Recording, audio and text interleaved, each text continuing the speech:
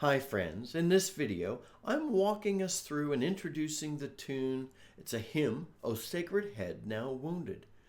I've introduced some hymns previously, but Easter's just around the corner. I've never introduced this one, and a number of friends have asked that we walk through it together, so that's what we're going to do. For today's introduction, I'm using the Carbony low D, close finger spacing, standard bore whistle. I'll put a couple of links to places where you could pick up a Carbony. And if you buy it straight from Carbony, I have a discount code where you can get 5% off. I'll include that as well.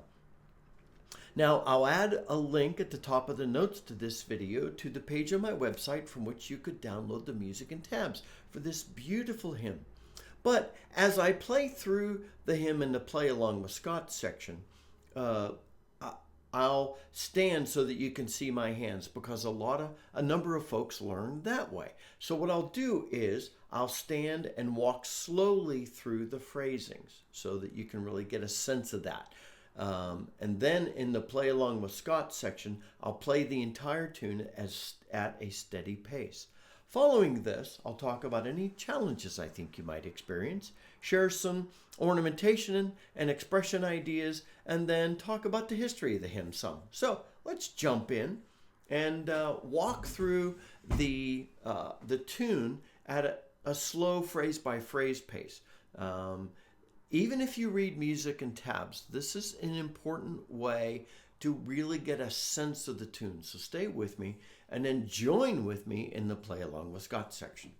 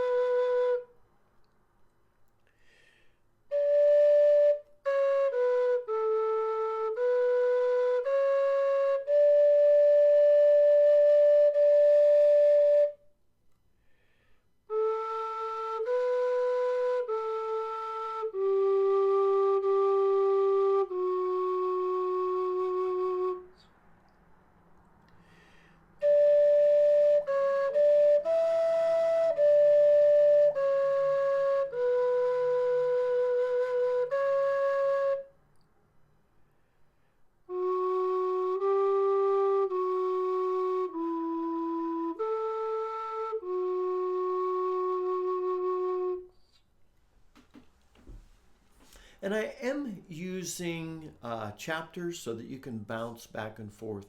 If after going through just that slower walkthrough of each phrase, please go back and do that again. Pause the video after each and try it out.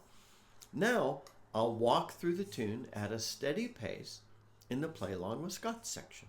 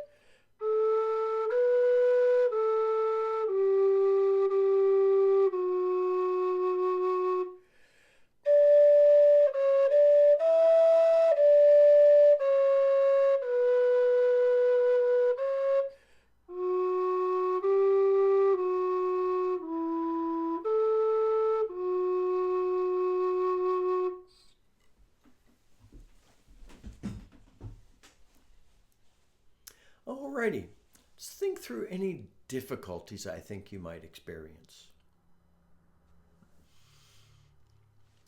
As far as challenges, I think the greatest challenge is probably just learning the flow of the tune, and walking through it, getting the pace down. And it's not, you're right in the middle of the notes on your whistle. You're not going high, you're not going low. I think as beautiful as this is, it's also probably an excellent tune for a beginner to use to really get the feel of flowing from one note to another. And when I play the walk through the core of the tune, I specifically tongue repeated notes so that you can hear the differentiation there. So I really don't expect you to have troubles. You will, one challenge you're going to experience is, where and when do I breathe? You are going to have to think, this is a good tune for working on breath pressure from a tone standpoint, and breath control from a when to breathe, so you're not interrupting the mood you're creating in the flow of the tune. So that's great. Now, thinking about ornamentation and expression, it is a beautiful emotive tune, and like I said, I'm going to play it through in a few days. So use this is a chance to try out your vibrato a bit, to do some slides, and maybe another sharper ornament, a cut tap or two.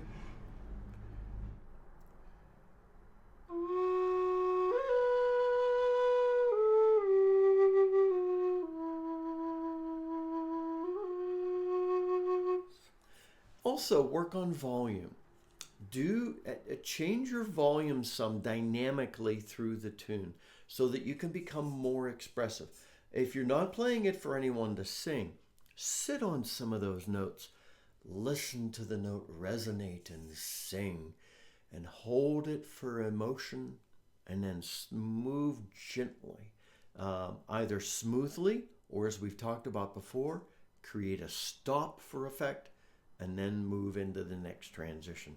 Beautiful opportunity for us to play a very, very expressive tune. Now, historically, and like I said, I'm going to play through it in a few days, just as an example, not a performance, an example. Historically, it's generally thought, though at times argued against, that that Bernard of Clairvaux, the Cistercian monk, wrote the lyrics to the tune in the 12th century, and the lyrics were first written in Latin. The origins of the tune, as we know it, date back to the late 16th century, with the original name the Passion Chorale, and apparently there was an early love song to the tune. And so it was tied to at least one love song in the early 17th century. By the middle of the 17th century, the German Paul Gerhardt had connected the lyrics and the music of the tune together and crafted a German version.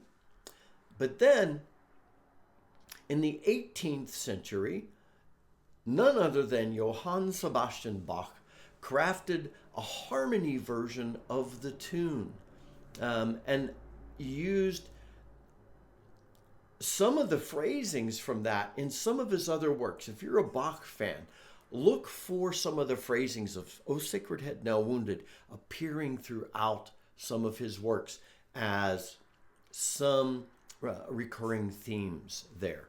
So Bach's harmonizing of that original tune has become the primary rendition that we know today of the hymn, "O Sacred Head Now Wounded."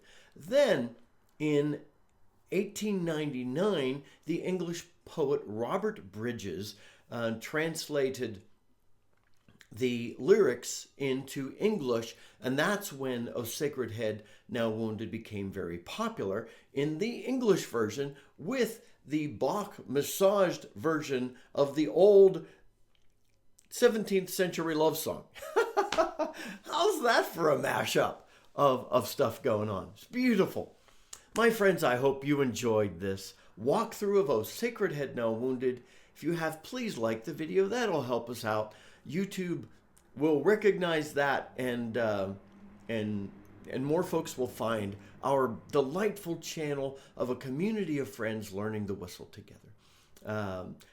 If you know some beautiful renditions, please comment. And if you're brand new and just checking us out, please subscribe and join our community. We'd love to have you. Until next time, this is Scott Shade. Happy whistling, friends.